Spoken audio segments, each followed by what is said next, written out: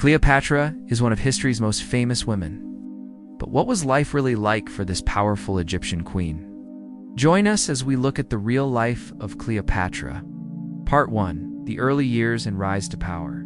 It's 51 BC, and Cleopatra will soon become the last active ruler of the Ptolemaic kingdom of Egypt, is enjoying life in her father Ptolemy XII's court. Her father rules over a kingdom that has been ruled by Greek descendants of Alexander the Great since the death of Alexander in 323 BC, though Alexandria, situated in Egypt, feels more like Greece than Egypt. This is because while Cleopatra's ancestors were indeed Greek, she herself was born in the Egyptian city of Alexandria and was raised speaking Egyptian. She would go on to learn 9 languages in total, including Egyptian, which no other member of her family could speak. But even with her Egyptian upbringing, she still had a lot in common with her Greek ancestors. Just like them, Cleopatra was obsessed with her own publicity. She commissioned statues and coins bearing her image and even built her own cult. In fact, she considered herself to be the new Isis, an Egyptian goddess who was the wife of Osiris and mother of Horus. Like her father, she also loved to live large. While her brother and sister lived modestly, Cleopatra wore expensive perfume, rode around in chariots pulled by elephants, and rode on a golden litter. Whenever she left her palace, it wasn't uncommon for people to mistake her for a goddess when they saw her traveling around the streets of Alexandria. But not everyone is as enamored with Cleopatra as these subjects of hers. Her own father, King Ptolemy XII, openly prefers her older brother Ptolemy XIII, Despot, Cleopatra being his firstborn child. As a result, Cleopatra finds herself pushed out of court. She has to sit all the way behind her brother and sister when the royal family attends religious festivals. Even worse, she is denied access to the throne room unless summoned by her father. But why does their father treat her so badly? Well, unlike Cleopatra, Ptolemy XIII seems to be a good little obedient boy. He knows how to stay in his father's good books. While he was just 14 years old, he accompanied his father on military campaigns to ensure the kingdom's borders. On the other hand, Cleopatra was known for throwing tantrums and lashing out at anyone who dared defy her.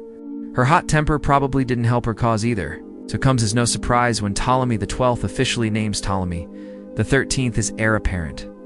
Cleopatra must stand behind her younger brother in the line of succession. If she can't become queen, she might as well leave the kingdom altogether. And so she does. She takes refuge in Syria, where she spends her time amassing an army and building alliances with kingdoms across the Mediterranean. All the while, Cleopatra longs to reclaim her birthright. But back in Egypt, things are going quite well for her brother, Ptolemy XIII.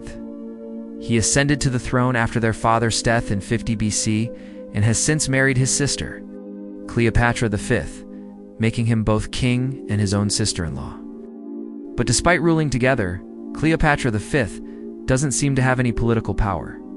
This doesn't bother Ptolemy XIII, but it does bother Cleopatra, who's watching events in Alexandria unfold from afar.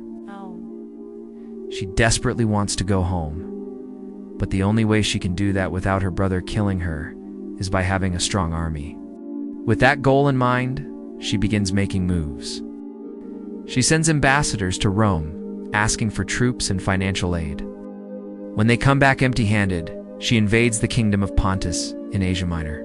She defeats the local forces and occupies some cities, but this is not enough to launch an invasion of Alexandria. She still needs help, and she knows just where to get it. Cleopatra heads to the Syrian city of Tarsus, where she meets up with none other than Julius Caesar, the most powerful man in Rome. Now, Caesar was there to put down a revolt led by the kingdom of Pontus, but he had yet to do so. Why does he wait? Because he received a mysterious visitor who arrived in the middle of the night. Wrapped inside a carpet, she was smuggled into Caesar's palace. Inside, she revealed herself to be none other than Cleopatra. The two instantly hit it off. Caesar was impressed by Cleopatra's intelligence and wit, while Cleopatra was smitten with Caesar's charm and status. They spend a night together, and Cleopatra becomes pregnant with Caesar's child. But this tryst cannot last forever. Soon enough, Caesar returns to his campaign. Defeating the kingdom of Pontus, and Cleopatra watches him leave for Rome. From there, she sends word to her brother that she plans to invade Egypt. Her plan is to force Caesar to ally with her against her brother, Yes. If successful, Ptolemy XIII would be executed for treason. However, if Caesar refuses to help her, she will simply take over the kingdom with his help. Either way, she wins. Meanwhile, Ptolemy XIII isn't wasting any time, sends his own ambassadors to Rome, trying to bribe Caesar into supporting him against Cleopatra. But Caesar doesn't care about Cleopatra's pleas or her brother's bribes. In fact, he finds the entire situation hilarious. For him, this is nothing more than a game. To Caesar, the Egyptian throne is nothing more than a toy. He has bigger fish to fry. This means Cleopatra has to make a move if she wants to regain control of Alexandria. She prepares her forces and begins her march on Egypt.